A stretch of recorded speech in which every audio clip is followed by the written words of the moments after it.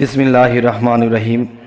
হে সমস্ত জগতবাসী, আজ আমি মোহাম্মদ শামীম আলী আপনাদের সামনে যে আলোচনাটি নিয়ে হাজির হলাম, সে আলোচনাটি হলো, দেখুন যে সূরা নাজিয়াতের ফজিলত ও আমল থেকে সে কথাগুলো বলবো।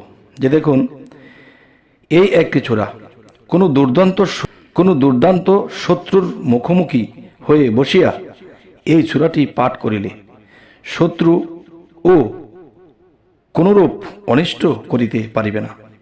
হে সমস্ত জগতবাসী, যে আমরা যদি কোরআনের কথাগুলোর উপরে ঈমান না আনি এবং বিশ্বাস না করি, তাহলে আমাদের বিপদ কখনোই যাবে না।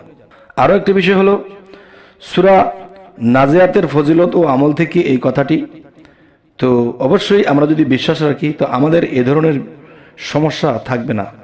শত্রু ভয়ঙ্কর, যেমন এই পৃথিবীতে একজন মানুষ, শান্তিপ্রিয় মানুষ, সে যখন বসবাস করে, চাকরি করে, ব্যবসা করে, ছেলে মেয়ে নিয়ে বড় করছে, চলছে ফিরছে, খুব ভালো আল্লাহর ইবাদত করছে, কিন্তু এরই ফাঁকে দিয়ে কোনো শত্রু এমনভাবে লেগেছে, সেই শত্রু কখনোই উদ্ধার হতে দেয় না, একের পর এক বিপদে ফেলতেই থাকে। তখনই এই সূরাটি আল্লাহর তরফ থেকে নাজিল হয়েছে বিভিন্ন কারণে, শুধু একটি কারণে, একটি সূরা নয়।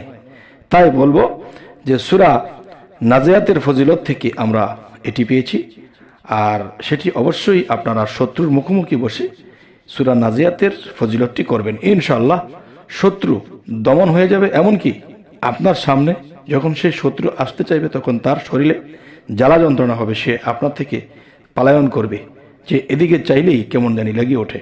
তো এখন যে সূরাটির কথা বলবো সেটি হলো সূরা নাবাহ।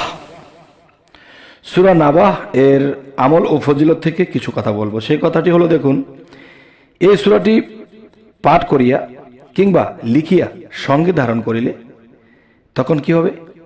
আপনি যদি দেখা যায় বিপক্ষের দলের সাথে আপনার মামলা মোকদ্দমা হয়েছে, বা কোনো বিচার কাষ্টের বিষয় হয়ে দাঁড়িয়েছে, বা জায়গা জমির কোনো ভেজাল হয়েছে, তখন কি করবেন? মামলা যেহেতু হয়ে গেছে, এখন তো কোর্টে যেতেই হবে। এখন কোর্টের মধ্যে যে হাকিম বসা আছে, আপনি কি করবেন?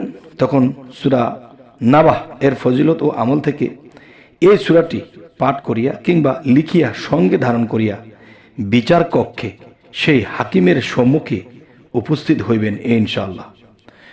উপস্থিত যখন হয়ে যাবেন, তখন কি হবে? তখন হাকিমের মন কি হবে?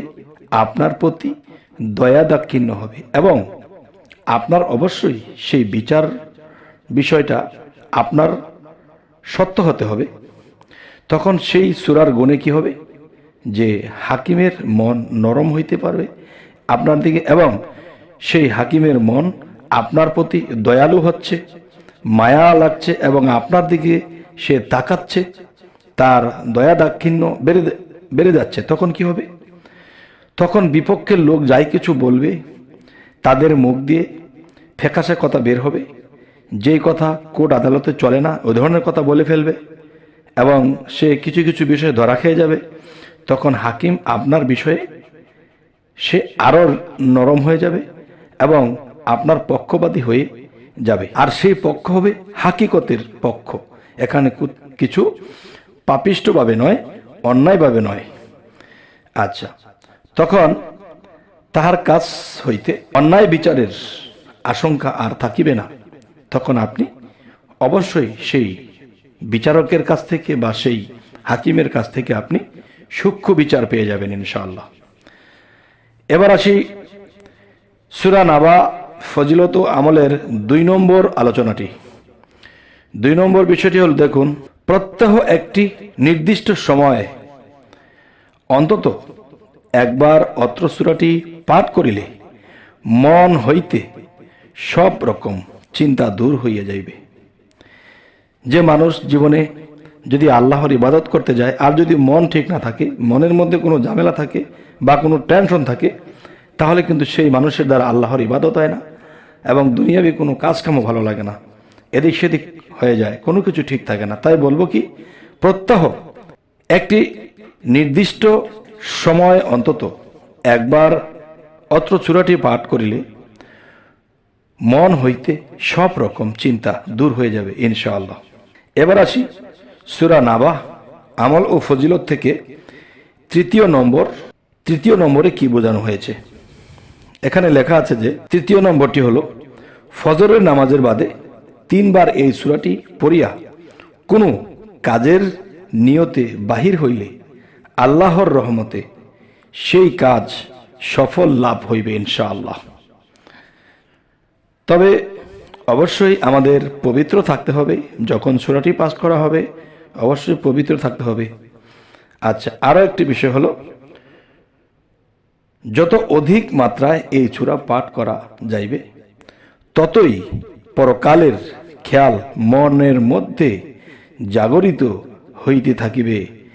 আর যার পরকালের কথা, মৃত্যুর কথা যার বেশি বেশি স্মরণ হয় সে কখনোই পাপ করতে পারে না, তখন বিভিন্ন পাপ থেকে সেই ব্যক্তি ফিরে থাকতে পারে। তবে হে সমস্ত জগতবাসী, আজকে আপনাদের সামনে যে আলোচনাটি করলাম অবশ্যই আপনারা এই আমলটি করেন, দুনিয়া ও আখেরাতে ভালো থাকবো ইনশাল্লাহ। তো আরও একটি বিষয় হলো, যদি আমাদের চ্যানেলে আপনারা নতুন হয়ে থাকেন অবশ্যই সাবস্ক্রাইব করে নেবেন, পরবর্তীতে যেন ভালো আলোচনা আপনাদের কাছে পৌঁছে দিতে পারি। তো সকলেই ভালো থাকবেন। আল্লাহ হাফিজ।